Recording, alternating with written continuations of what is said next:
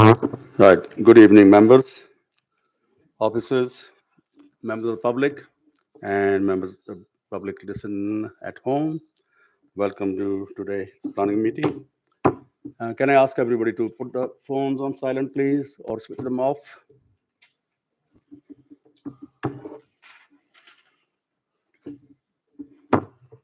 Right. Item number one is apologies for absence. Bill? I've had apologies from councillors Amy Croft and Tony Lukey. Everybody else is in. Huh? Oh, Amy? No, she's in the other meeting. She's next door, councillor. Yeah. Okay. Item two is declaration of interest. Any members? I think we had. I had a call on first item, I think. Yeah. Yeah. Everybody else okay? Thank you. Item three is minutes of the last meeting held on 7th of March 24. Yeah, sorry, done. Yes, Chair, minor clarification. In the meetings, it says I was a former employee of Brentford Football Club. That's technically not correct. I'm self-employed, and I was employed on a one-off basis for one event. Okay, I'll be corrected. Yeah. Thank you. Any more matters arising? No? Thank you. All right, we come to the business. Item 4, land adjacent to 1 Spring Grove corner. And who's taking it? Leon? On to you.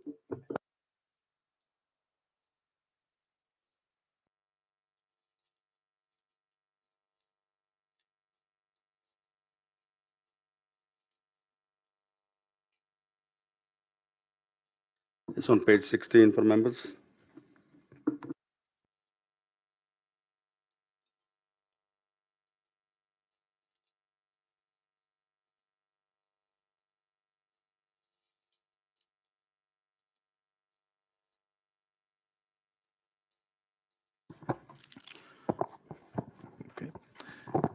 Agenda item number 4 is land adjacent to 1 Spring Corner High Street in Feltham. Firstly, good evening, councillors, applicants, members of the public, and those watching at home. The application presented before you has been brought to committee owing to public interest, and there's an application with a legal agreement. The site, as shown on the screen now, is a rectangular piece of land adjacent to 1 Spring Corner on High Street, Feltham. It's currently in use as a car wash with associated car sales, and it comprises of a number of buildings and structures over an area of hard standing, and access is from a service road off High Street. The site is bordered by other existing development, Wilson House, a 4-story block of flats to the east of the site. To the west is Spring Corner Parade, consisting of commercial premises on the ground floor and residential on the first floor, with an additional roof story above. The wider area comprises of residential properties on Sheringham and Hayling Avenue. Opposite the site to the north is St Dunstan's, as well as Queen's Park Gardens, which are mostly residential. Holly Parade consists of commercial premises on the ground floor and residential uses above. The application is for the redevelopment of the site, changing the use from sui generis car wash to provide a commercial retail premises on the ground floor comprising 376 square meters and residential flats above. On the first and second floors, a total of 6 flats are proposed.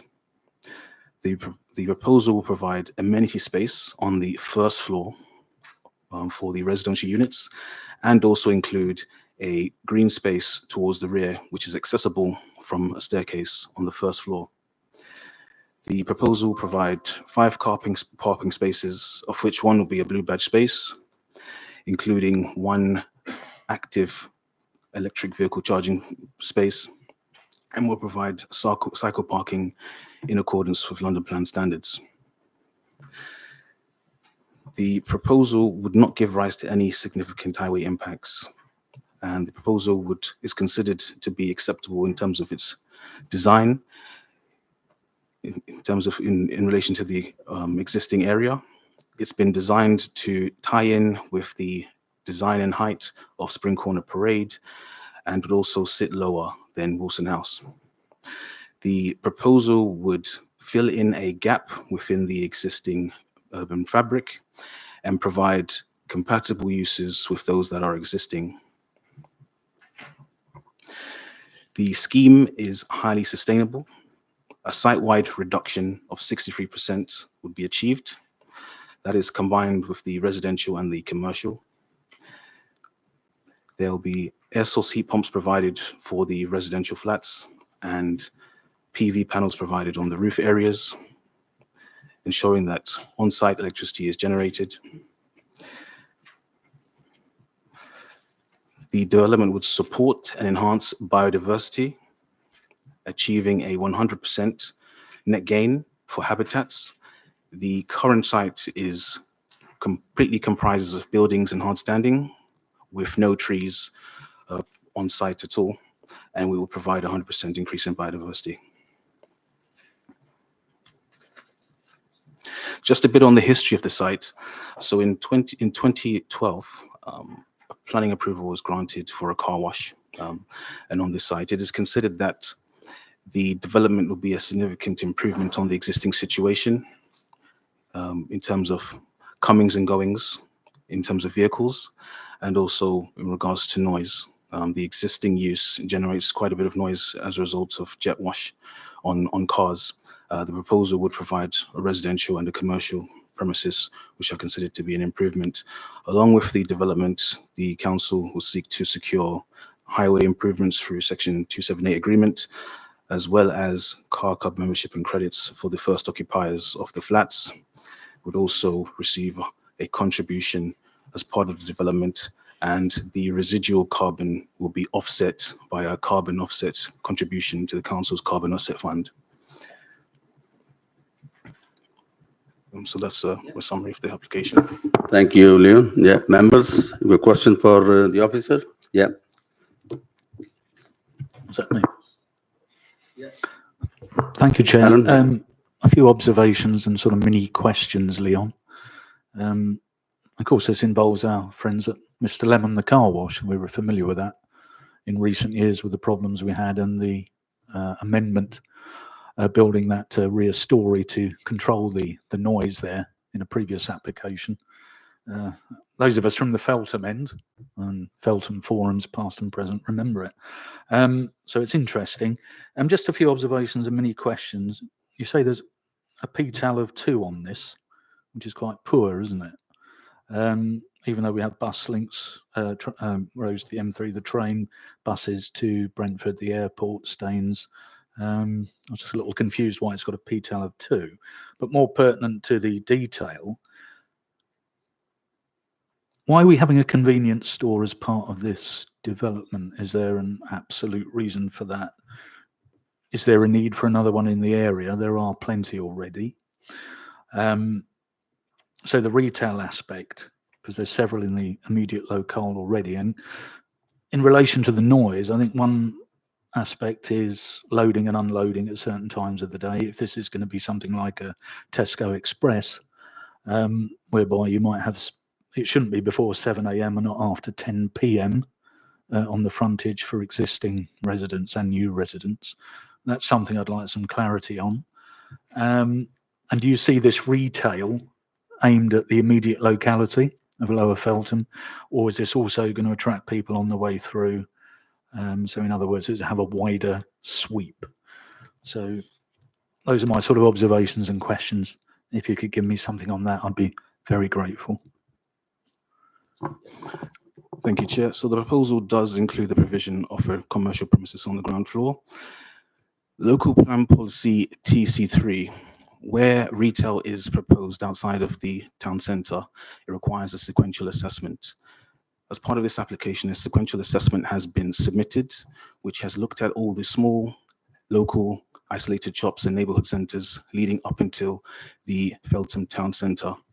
And each retail premises which is available or vacant has been discounted. We have looked at the retail sequential assessment along with the policy team, and we've interrogated it and considered that the provision within the town centre and leading up to the site would not meet the requirements of the commercial premises itself, including in terms of its space that it provides, and also in regards to the locality and where we would be able to provision the new plant equipment and also access into and out to and a sufficient frontage. So in terms of the retail element which has been proposed, the sequential assessment has been submitted in line with policy T33, TC3, has been adequately discounted in terms of the location. Oh, sorry. Is this better? Okay, thank you. So with regards to the retail element, in terms of competition, it's not for the local authority to control competition, but rather in terms of the proposal, it's to assess it against our policies. In terms of the provision, it's considered to be for the local community. It is likely that there will be some comings and goings along the highway network, which is as expected, but it seeks to serve the local community. So in terms of loading, we have a condition which will be attached to the consent if planning, if members approve the application. This is condition number 36 on the addendum. So deliveries and collections, including loading and unloading, will only occur within the specified times, within the hours of 7 a.m. and 10 p.m. on Mondays to Fridays, and 9 to 1 p.m., 9 a.m. to 1 p.m. on Saturdays, Sundays, and public and bank holidays. Okay, Thank you. Hang on. Councillor John Stroud. Yeah, just quick one on the parking. I couldn't help noticing the parking is particularly generous from the way we normally proceed in these matters. They've got 5 spaces for 6 flats, albeit that one of them is disabled, and one of them's EV. Couple of the objections to the scheme have been based around pressure on parking. Will the flats be denied the ability to apply for a residence permit in the area if there are any CPZs, just to make sure there isn't that overspill of parking?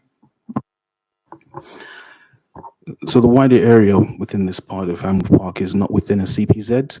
So with the actual allocation of parking, it would be in line with London Plan standards. So for the proposed development, 0.75 parking spaces times the number of units, 0.75 times 6 would equate to 4.5. 1 spaces for blue badge parking, which is consistent with the London Plan, and of which 20%, so 1 space will be active electric vehicle charging space. A car park management plan will be conditioned, requiring details of the allocation of the parking and how it will be managed to ensure that there's no overspill within the wider area, and to ensure that the parking remains just for the residents and not for the commercial premises itself. The proposal itself is just parking for the residential, so not for the commercial. So there's no parking for any parking for people coming to shop. So just to follow that up, effectively then, if the EV bay is going to be electric vehicle only, we assume, and one's disabled, a disabled parking bay, that means in effect for the other flats there are 3 just normal bays, because two are for either EV or disabled. And not to answer now, but one presumes that there's got to be some way of stopping if it's asked by Councillor Mitchell, if it does become a convenience store, a Tesco's Express or a Sainsbury's Local, it could well end up being a point of contention as people try to park there while they do their shopping. So that's something that needs to be looked at, but probably not for this meeting. Thank you. Councillor Bowring. Yeah, so in the plans it shows the buildings adjacent to the Oasis Church. I think if I've understood some of the other documentation correctly, the retail element isn't that close. But I just wonder what consideration have been given to noise emitting from the church in respect to D13 agent change.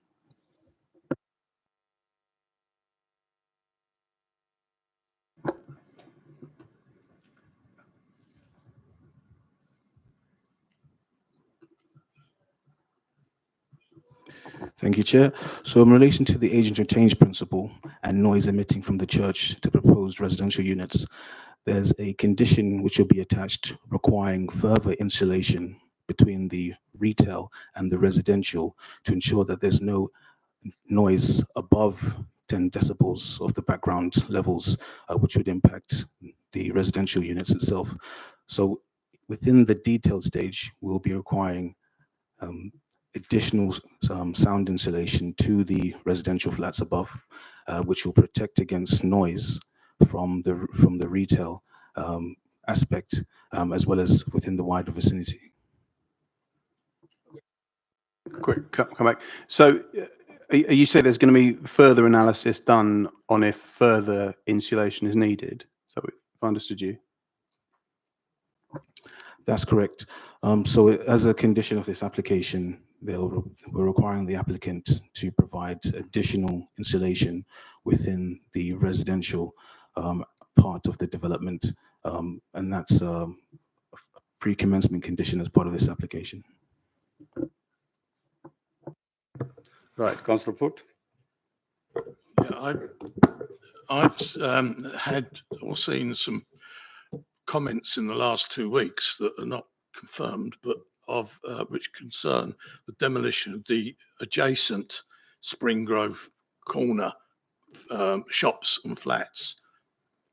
And that's immediately adjacent to this things. And you've made comment about how, you know, this things that are happening in that one would not affect the other. But I mean, if we're going to be developed or knocked down, do we know anything else about these further plans? As part of this application, it only relates to the car wash site.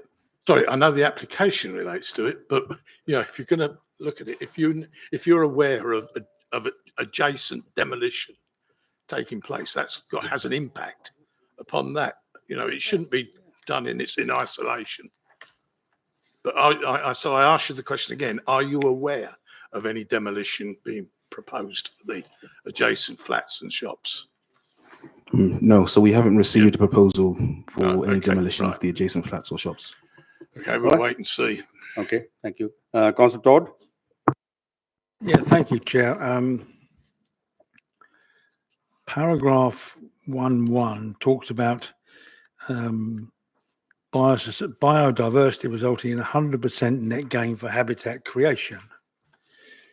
On page 49, at paragraph 9138, it mentions an urban greening factor score of 0.4. Are the two figures compatible, or? Yes, those are separate metrics. So one is biodiversity net gain, which is an assessment of the existing habitats on site. So it looks at what the existing conditions are in terms of linear habitats, as well as other habitats. And urban green factor is a separate metric, which looks at the urban greening of the site in relation to trees. So one is looking at a 10%, minimum 10% increase in net increase in biodiversity net gain, and the other is for urban greening factor. So those, the two are compatible. They're not They're not going to contradictory. they're not contradictory. No. Yeah, that paragraph on ecology seems to be a statement of intention and legislation rather than imposing an obligation. Where's the imposition? Okay. So we do have conditions which are attached to this application, requiring it to be developed in accordance with the documents. One is condition 2. There's also a suite of conditions relating to tree retention and also landscape management. So this application includes landscape management condition to ensure that the landscape provisions are implemented and maintained. That's very clear. Thank you. I can't see any more hands. No, okay. Leon, do you want to add on something to the report? So there's a bit about PTAL, so public transport accessibility level. So that is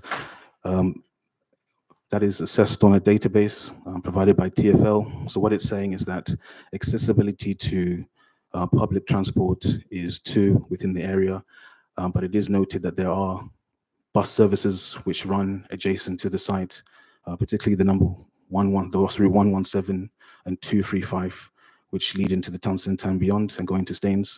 And further towards the town centre, you do have access to Feltham train station. But the transport accessibility rating is just looking at the area. When you look at it on the database, it shows different squares, and they're all highlighted in a different color. And that's looking at a specific point. But in the wider context, the actual public transport accessibility rating increases further as you get closer to those transport nodes.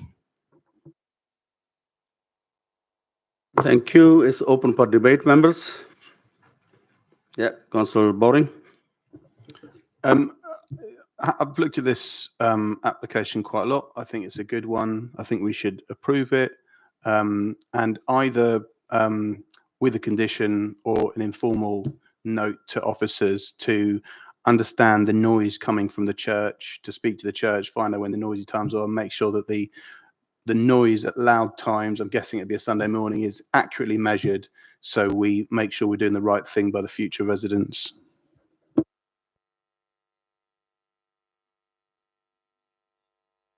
Yeah. Okay. All right. Are you proposing? Yes. Okay. Can we have a seconder, please? Yeah. John. Yeah. Right. I'll take a vote for the approval first, please.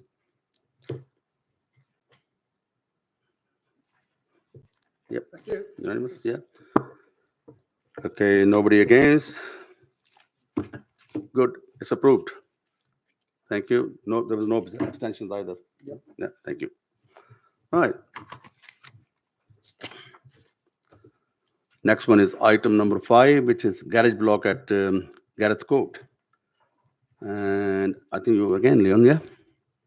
It's on page 71, members.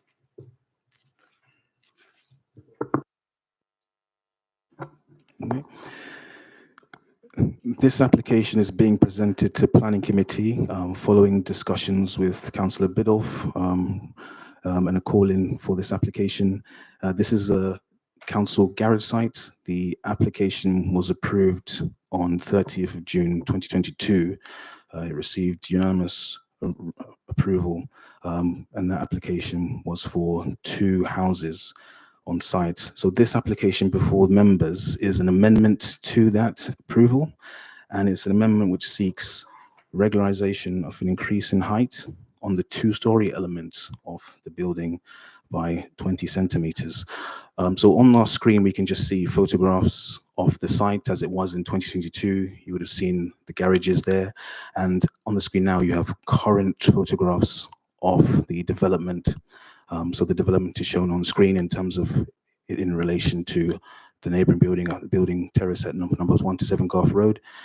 And also there are other perspective shots or photographs of the property in relation to in terms of Garth Court that you can see on the screen now. So the proposal is just an amendment to regularize an increase in heights of 20 centimeters. It is considered that there will be no unacceptable effect on neighbors' living conditions or on the character of the appearance of the area. The original permission, we've already discharged a number of conditions, including the pre-commencement conditions. Preoccupation conditions remain, and following that, we'll be able to discharge other things such as the closure of the vehicle access at the front of the site and the provision of 2 off-street bays, so an addition of parking to the existing CPZ. The materials, as we can see that the scheme is substantially complete, are compatible with the area as approved under condition 3 of the original permission. On our screen now, we have a comparison of the approved scheme in 2022 and the proposed development before us today. And within the red annotated areas, you can see the increase of the parapet height on the 2-story element of the building, showing the effect of the change. So overall, just to run by the development again, it's a development which would achieve a 100% reduction in carbon emissions. So the buildings, the homes themselves are net zero carbon development. The provision of 2 affordable homes at London affordable rent levels will contribute to the identified local need for affordable and sustainable larger family housing within the borough. The amendment would not impact or have any effect or change on the approved details relating to transport impacts or energy, materials, or with any other regard. The main change is the increase of the parapet height on the roof of the two-story element by 20 centimeters. Thank you. I can't see Councillor Biddulph here, so she called the applicant in, but she's not here. Okay, questions for the officer, please. Mr. Boring, Councillor Boring? Thanks, Leon. So this application seeks to regularise the increase in height. So can I just make sure I got this right? As I remember the original committee when we approved this, they put in an application, we approved it, they've built it 20 centimetres taller beyond the permission, and now coming back to ask if that's okay. Have I understood that right? That's correct. So during the construction phase, there was a discrepancy in the height of the parapet and the two-story element. And this is because older houses, typically 1 to 7 Garth Road, the ceiling to floor heights are not as modern standards. So modern standards as part of the London Plan Policy D6 requires ceiling to floor heights of about 2.5 meters. In older houses, it's far less. So the surveyed height of the adjacent property was off by that margin. So the proposal corrects that and it increases the height for the development by 20 centimeters in accordance with London Plan Policy D6. Wouldn't they have known that the internal height should have been 2.5 meters, just be able to measure from the ground? It just seems slightly sloppy to me, really.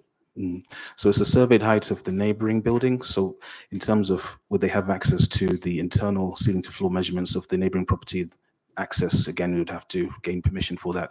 But in terms of the finished floor height. Why do they need to know the height of the next door building if they've got the height of their building wrong? So the height of the building is, in terms of in relation to the neighboring properties, is based on that. It's a survey which is carried out on site. So that's the information that has been submitted to the council in terms of the rationale for the application that's been made. So our assessment of the application is that on its merits in terms of the change to the original permission, when we consider a Section 73 application, is would we grant approval for an application 20 centimeters higher if we were looking at it originally, as well as Section 73 is essentially a variation to the approved conditions. So the example which is normally given is a Section 73 application is a filing cabinet where you take out one set of plans and put in new ones, essentially. So this application, in considering the wider scheme overall, is just an increase by 20 centimeters. Councillor Stoddart? Yeah, a similar comment to Councillor Bowring, but just coming slightly differently. I understand what they've done. I think they've measured the height of the surrounding buildings without knowing the height of the rooms within those buildings, and then it turns out that they can't accommodate what planning would require within the height they've got. Roger, so far, yeah. But the question now for us is, if they came with this, irrespective of whether they've been sloppy or not, would we actually approve it if it was a complete clean piece of paper? Is that what you're asking us? I can see you nodding. So within planning legislation, I mean, I don't want to be difficult, but a yes or no. I mean, you're asking us, yes, if this was a clean piece of paper, would we approve this now, irrespective of what we know or didn't know in the first place? Yes, that's right. Okay, thanks. Councillor Todd? Yeah, I'm indebted to Councillor Bowring's interpretation. I hadn't picked that up at all. And I think I question why this is shown in planning papers being called in by a third-party councillor. It's nothing to do with Councillor Biddulph. We're talking about something that needs to be a retrospective application. So what were the grounds of the call in by Councillor Biddulph? I don't know, but she's not here now, so. Well, I bet she didn't write in to say that the roof's not high enough. So in line with our procedures as a council overall, the pending list procedure is as follows. Applications recommended for approval where one or more objections are received, or if the application is a major, they appear on the pending decisions list, which is circulated to councillors for a 5 working day period. Councillors have an opportunity to call in an application or to request further information. And as part of that provision, that is what has been activated to require this application to be before planning committee today.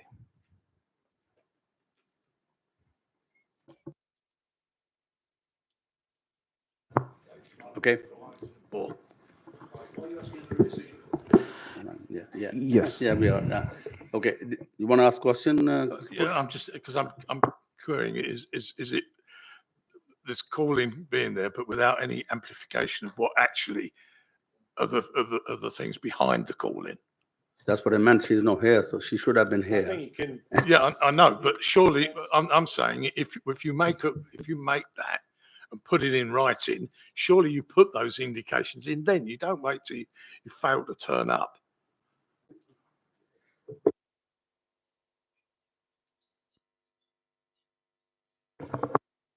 So she did give some background as to the call-in. Essentially, I believe it's concerns about the resident next door and impact on them. I think there's probably, I think we're all really cautious about putting words into Councillor Biddle's mouth, given that she isn't here to represent herself. But wider concerns about how a developer may go about this process, and concerns that this being our own garage site and the developer is not implementing in accordance with our permission. So I think that's kind of around where she was concerned with, and she felt that necessitated some additional scrutiny from yourselves. So we were presented with a case, we were given planning reasons for the call-in, and therefore we presented it in front of you. Yes, that's how this works. So I think you can hopefully giving you an idea of where she's coming from with that. But again, apologies, because we don't want to be putting words into her mouth when she's not here. Thank you. Okay, Leon, to you.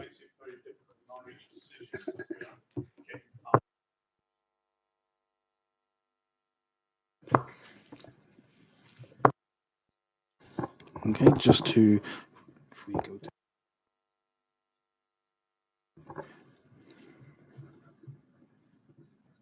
okay, so just a summary of the proposal. The increase in height would not have an unacceptable effect on neighbors' living conditions or upon the character and appearance of the conservation area. The design in large would remain the same in terms of the choice of materials and the detailing provided on the building.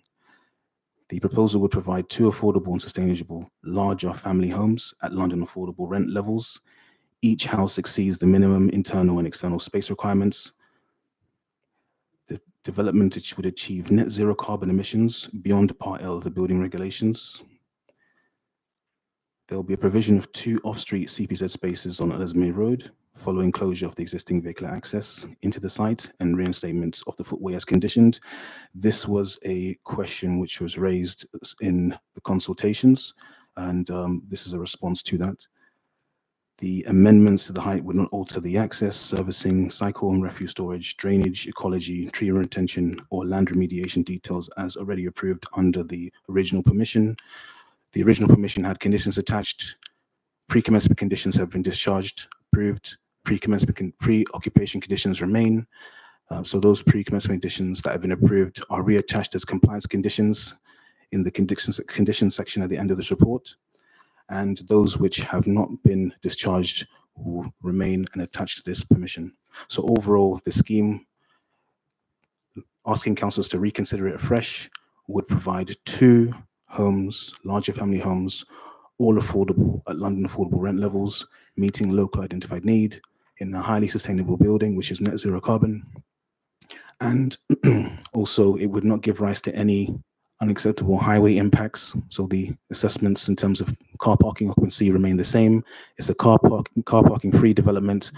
As part of the proposal, 2 off-street CPZ bays are provided with the closure of the existing access into the garage site. Sure. Just to respond to Councillor Foot's point, and Mr. Reese's helpful comments trying to interpret what Councillor Biddle said, without wanting to in any way try and translate what she has said, ultimately, even if Councillor Biddulph was here, you would determine this on the application's merits, not on what Councillor Biddulph said. So nothing's changed.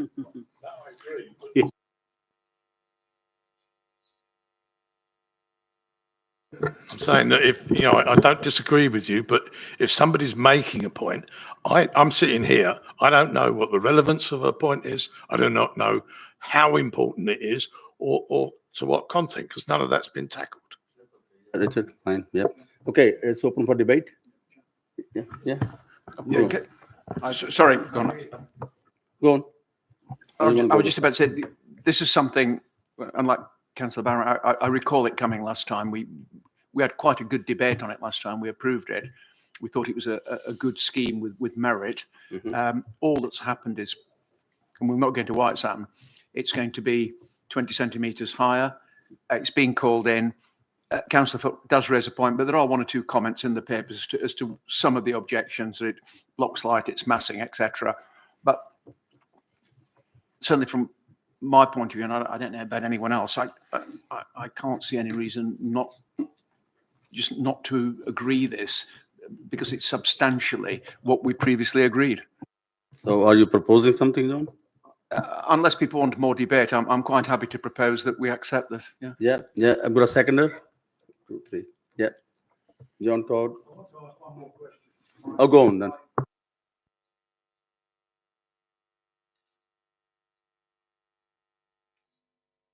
Much, Steve, for that. That's very helpful. Yeah. I believe in process, and a call-in, you have to give notice within 7 days of the document being put on the internet. Now, this was approved in, what was it, 22, 23? When did Councillor Biddulph tell you that she wanted it called in?